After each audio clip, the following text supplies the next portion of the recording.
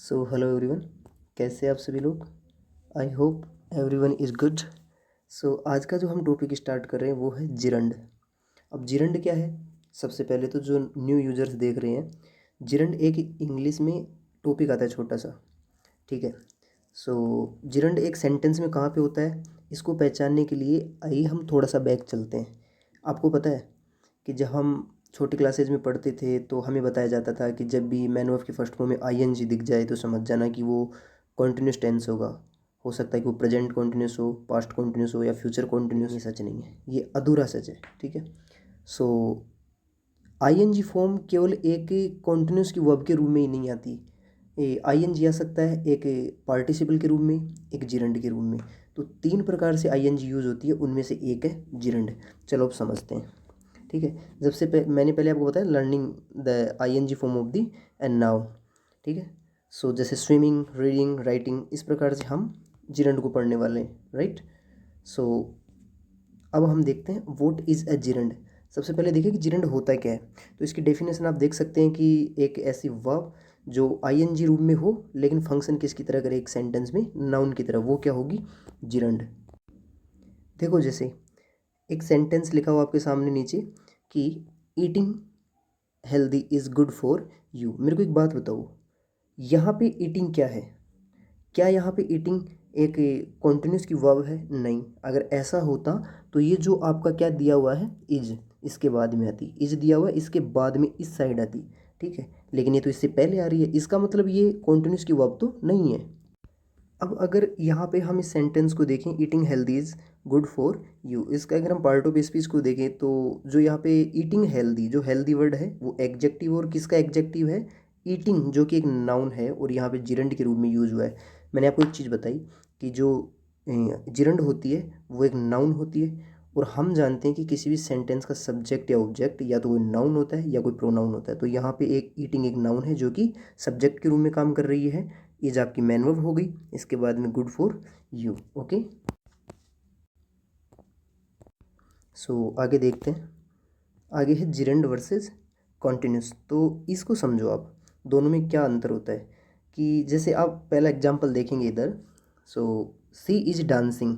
अब यहाँ पे मेरे को एक बात बताओ, सी इज डांसिंग, तो यहाँ पे इज एम आर के बाद में अगर V one plus I N G आ रहा है तो समझ में आता है कि ये कॉन्टिन्यूस की वर्ब है, तो एक एक्शन के रूप में आई है, तो ये एक मैन वर्ब है। लेकिन दूसरा एग्जाम्पल देखो जिसके अंदर दे रखा है कि डांसिंग इज हर हॉबी, तो यहाँ भी डांसिंग था, यहाँ भी डांसिंग था, लेकिन जो दूसरा डांसिंग है, यहाँ पे जो डांसिंग है, यहाँ पे ये इज के पहले आ रहा है, इसका मतलब ये V one plus I N G वाला एक कॉन्टिन्यूस की वर्ब तो नहीं है, एक्शन तो नहीं है। फिर यहाँ पे मतलब क्या है, डांसिंग इज हर हॉबी, यानी कि नाचना, इसका डांसिंग का मतलब क्या निकल रहा है यहाँ पे, नाचना उसकी क्या है, हॉबी है। तो ये यहाँ पे एक नाउन की तरह एक्ट कर रहा है।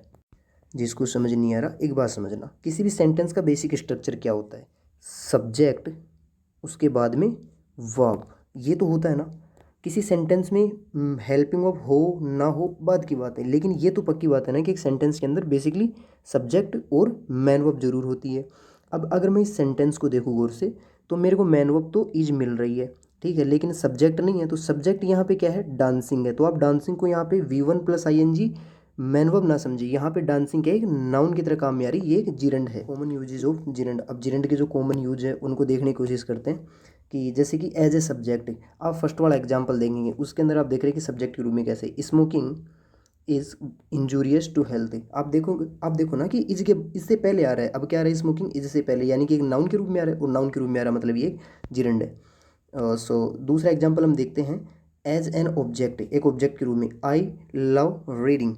आपको पता है ऑब्जेक्ट को कैसे पहचानते हैं एक सेंटेंस में, बेसिकली पहचानने का तरीका ये है कि जैसे कि जो वर्ब में क्या का आप आंसर मांगो, जैसे कि आई लव, मैं प्यार करता हूँ, किस चीज़ को प्यार करते हो आप, किससे प्यार करते हो, तो रीडिंग को। तो रीडिंग यहाँ पे क्या है, सेंटेंस का ऑब्जेक्ट है। अब बताओ ऑब्जेक्ट कौन बनता है, या तो कोई नाउन या कोई प्रोनाउन, और तो कोई ऑब्जेक्ट बन ही नहीं सकता। तो ये कोई प्रोनाउन, रीडिंग कोई प्रोनाउन तो नहीं है, इतना तो जानते हैं। तो इसका मतलब ये क्या है, नाउन। और अगर कोई वर्ब यानी कि आर ई ए डी एक वर्ब होती है, उसकी आई एन जी फॉर्म अगर नाउन बन रही है तो ये क्या है, जिरंड है, ठीक है। उसके बाद में देखो आफ्टर प्रीपोजिशन, आफ्टर प्रीपोजिशन भी होगा तो वो एक ऑब्जेक्ट ही होगा, लेकिन वो प्रीपोजिशन और ऑब्जेक्ट होगा। जैसे he is afraid of flying, यहाँ पे दे रखा है he is afraid of flying, तो यहाँ पे जो फ्लाइंग है ये क्या है, ऑफ के बाद में लग रहा है, ऑफ क्या है, प्रीपोजिशन। अब प्रीपोजिशन के बाद में हमेशा ऑब्जेक्टिव केस आता है, इसका मतलब ये एक ऑब्जेक्ट है, और ऑब्जेक्ट किसी भी सेंटेंस का या तो कोई नाउन बन सकता है, कोई प्रोनाउन फिर से, तो ये कोई प्रोनाउन तो है नहीं, तो क्या है, नाउन। और अगर फिर से अगर आईएनजी फॉर्म अगर नाउन है तो ये क्या आपकी जिरंड है। ठीक है, आगे देखते हैं। आगे आ रहा है वर्ब फॉलोड बाई जिरंड। देखो कुछ एक ऐसी वर्ब्स होती हैं जो अपने आगे है ना इन्फिनेटिव केस नहीं लेती, जब टू प्लस V1 यानी कि किसी वर्ब की फर्स्ट फॉर्म, किसी टू के बाद में वर्ब की फर्स्ट फॉर्म आती है, इसको बोलते हैं इन्फिनेटिव केस। ठीक है, तो इन्फिनेटिव समझते हैं हम बाद में, अभी के लिए हम जिरंड देख रहे हैं। ठीक है, सो अभी है आपका एंजॉइंग, आई एंजॉय स्विमिंग। अब आई एंजॉय टू स्विम नहीं हो सकता, ये कहना ऐसा नहीं हो सकता। स्टॉप टू टॉक यानी कि बोलने से रुक गया, उस सेंस में स्टॉप टॉकिंग ही होगा। अवॉइड टू साउट नहीं होगा, अवॉइड साउटिंग ही होगा। इस प्रकार से वर्ब का यूज, कुछ एक ऐसी वर्ब्स जिनके बाद में जिरंडी यूज होता है, इन्फिनेटिव नहीं होता है। तो अब हम क्विक रिवीजन देख लेते हैं। आपको दिख रहा है कि running is a good exercise, sorry running is a great exercise. तो यहाँ पे जिरंड क्या है आपकी, आपकी रनिंग होने वाली है। ठीक है, और उसके बाद में हम देखते हैं दूसरा एग्जाम्पल है, they went shopping yesterday. They went, वे गई, किस लिए गई, शॉपिंग करने के लिए। तो यहाँ पे भी क्या है, शॉपिंग आपका जिरंड के रूप में काम आ रहा है। अगला एग्जाम्पल है she is good at painting. She is good at, अब बताओ फिर से देखो, एट क्या है कि प्रीपोजिशन। अब मेरे को बताओ प्रीपोजिशन के बाद में क्या आता है, कोई नाउन या प्रोनाउन। तो यहाँ पे पेंटिंग जो है वो एक नाउन की तरह काम कर रही है भाई, प्रोनाउन तो होता नहीं है। तो एट के बाद में अगर पेंटिंग का आना मतलब V1 प्लस आईएनजी एक नाउन के रूप में काम आ रही है, तो ये भी क्या है, एक जिरंड है। उसका आप ध्यान रखना, जिरंड वही होगी जो आईएनजी के साथ एंड हो रही है, लेकिन हर एक आईएनजी के साथ एंड होने वाली वर्ब है ना, जिरंड नहीं होती, ये ध्यान देने की बात है। ठीक है, सो आपको अगर कोई क्वेश्चन है इससे रिलेटेड और कोई डाउट है, so put your comment in comment section. I consider every comment and try to reply. ये क्या है कि V1 प्लस आईएनजी तेरे रूप अनेक है, थोड़ा सा इसको समझने की कोशिश करते हैं अपन। सो मैंने आपको बताया कि V1 प्लस आईएनजी तीन प्रकार से सेंटेंस में आ सकती है। पहला आप देखेंगे कि कॉन्टिन्यूस वर्ब के रूप में। कॉन्टिन्यूस बोले तो जो आपकी प्रेजेंट कॉन्टिन्यूस, पास्ट कॉन्टिन्यूस या फिर फ्यूचर कॉन्टिन्यूस, उस प्रकार से, यानी कि एक मैन वर्ब के रूप में। और यहाँ पे रियली मैन वर्ब के रूप में आएगी तो इज, एम आर, वोज वर या विल बी, शैल बी के बाद आईएनजी फॉर्म में आएगी, जैसा कि यहाँ पे दिखाया गया है। जैसे आई एम टीचिंग, यहाँ पे मैन वर्ब की फर्स्ट फॉर्म प्लस आईएनजी है। और दूसरा देखो जिरंड के रूप में, दूसरा जिरंड के रूप में भी V1 प्लस आईएनजी आ सकता है, जैसे आई लाइक हिज टीचिंग। अब अगर समझ में नहीं आई तो ऐसे समझो। मेरे को एक बात बताओ, सबसे पहले मैं आई लाइक हिज टीचिंग, मैं इसको थोड़ा सा जूम कर लेता हूँ, अब देखना इस एग्जाम्पल को। हाँ, सो आई लाइक हिज टीचिंग, यहाँ पे टीचिंग दे रखा है। मेरे को एक बात बताओ, हिज क्या है, पजेसिव एग्जेक्टिव, पजेसिव एग्जेक्टिव है।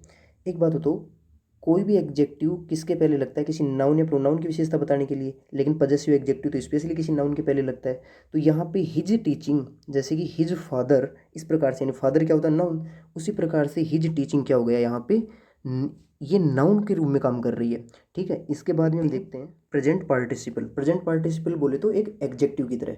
तो जब प्रेजेंट पार्टिसिपल के रूप में आईएनजी फॉर्म आती है तो एक एग्जेक्टिव की तरह काम करती है, और ये क्या करता है, किसी भी नाउन को डिस्क्राइब करने का काम करेगा। जैसे कि I like his teaching method, I like his teaching method, मतलब मुझे पसंद है हिज टीचिंग मेथड। बोलो मेथड क्या, एक नाउन, और नाउन के पहले अगर फिर से एक नाउन लग रही है तो वो बोलो किस रूप में काम करता है, एग्जेक्टिव के रूप में। तो I like his teaching method, यहाँ पे टीचिंग क्या है, एक पार्टिसिपल है। क्यों, क्योंकि एक नाउन की विशेषता बता रहा है, मेथड की विशेषता।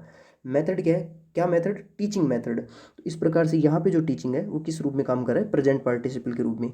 ठीक है, लगता है कि मैं आपको ये टॉपिक समझाने में कामयाब रहा। इसके बाद में अगर हम चाहें तो और इसके प्रैक्टिस क्वेश्चन ले सकते हैं।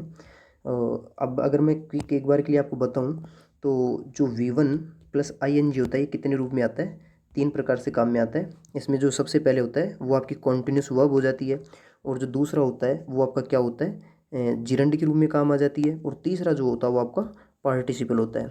ठीक है, मुझे लगता है कि ये टॉपिक समझाने में मैं आपको कामयाब रहा। आपको कैसा लगा आप कमेंट करके मुझे ज़रूर बताएंगे। Okay, bye.